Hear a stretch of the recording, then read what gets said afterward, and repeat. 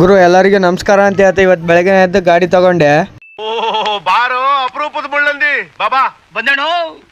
ಇದೊಂದು ಬದುಕಿ, ಇದೊಂದು ಜನ್ಮವೇ, ಎಂತಹ ದುರ್ವಿಧಿ, ಇದೆಂತಹ ದುರ್ವಿಧಿ. ಗುರು ಹಂಗು ಹಿಂಗೆ ನಮ್ಮ ಗಾಡಿ ಸಮಾಧಾನ ಮಾಡಿದೆ. ನನಗೆ ಡ್ಯೂಟಿ ಬಿತ್ತು. ಏನಪ್ಪ ಡ್ಯೂಟಿ ಅಂದ್ರೆ ಅಂಗಡಿ ಕೂತ್ಕೋಬೇಕಾಯ್ತು. ಅಲ್ಲಿಂದ ಸೀದಾ ಮನೆ ಕಡೆ ಬಂದೆ. ನಮ್ಮ ನಾಯಿ ಇತ್ತು.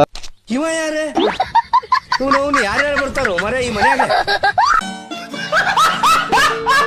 ಅಲ್ಲಿಂದ ಸೀದಾ ಹೊರಗಡೆ ಬಂದೆ. ಮೋಡ ನೋಡಿದ್ರೆ ಫುಲ್ ಆಗಿತ್ತು, ಯಾಕಂದ್ರೆ ಮಳೆ ಬರೋ ಚಾನ್ಸಸ್ ಇತ್ತು.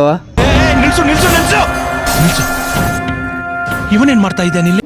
ಬರೀ ಇಂಥದೆಯಾ ಗುರು ಅಲ್ಲಿಂದ ಸೀದಾ ನಮ್ಮ ಅಣ್ಣನ ತಕ್ಕ ಬಂದೆ. ನಮ್ಮ ಅಣ್ಣ ಏನೋ ಮಾಡ್ತಾನಂದ್ರೆ ಯಾವ್ದೋ ಕಟಿಂಗ್ ಮಾಡ್ತಿದ್ದ. ಕಟಿಂಗ್ ಮಾಡಕ್ಕೆ ಬರ್ತಾ ಇಲ್ಲ, ಕಾಲಿಗೆ ಆಗ್ತಿದ್ದ. ಹಾಗೆ ನಾ ಸುಂದರವಾಗಿ ಹುಟ್ಟಿರೋದೇ ನನ್ ತಪ್ಪ. ಓದಲ್ಲಿ ಬಂದಲ್ಲಿ ಎಲ್ಲ ಪ್ರಪೋಸ್ ಮಾಡ್ತಾರೆ.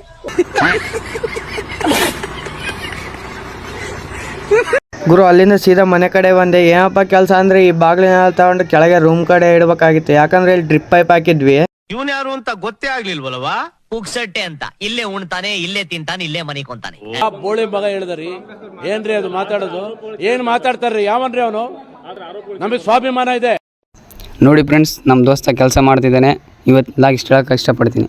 ಗುರು ನನ್ನ ಫ್ರೆಂಡ್ ನನ್ನ ಮೊಬೈಲ್ ತಗೊಂಡು ನಾನು ರೆಕಾರ್ಡ್ ಮಾಡಿ ಇದೆಲ್ಲ ಹೇಳಿದೆ ನಾನು ನೋಡಿ ಅಷ್ಟೇ.